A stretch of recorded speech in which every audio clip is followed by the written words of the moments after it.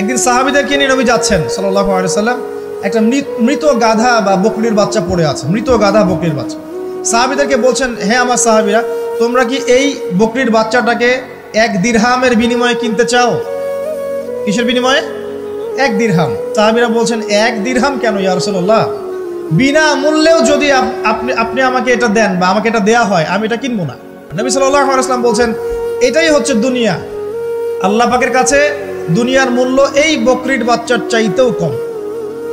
এখন আমরা যারা বস্তুবাদিতায় লিপ্ত আছি, দুনিয়ার এই যে ফিকির, সারাদিন দুনিয়ার ফিকির মানুষকে এমনভাবে পেয়ে বসে না, মানুষ দুনিয়ার আলাপ ছাড়া কোনো কথাই বলতে চায় না। দেখবেন একজন আলেমের কাছে বসবেন, সে আপনাকে কোরআনের কথা বলবে, হাদিসের কথা বলবে। একজন দুনিয়াদার মানুষের পাশে বসবেন, 1 ঘন্টা বসে থাকলেও একটা কোরআনের কথা বলবে না, আর হাদিসের কথা মুখ থেকে বের হবে না। আর তার মাথাটা ফাংশন হয়ে গেছে দুনিয়া দিয়ে, ঠিক আছে?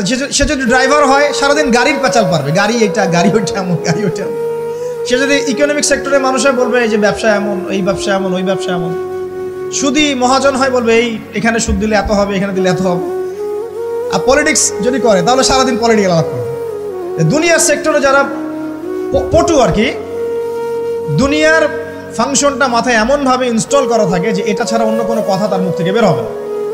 নবী সাল্লাল্লাহু আলাইহি ওয়াসাল্লাম দুনিয়াকে এত তুচ্ছ করেছেন।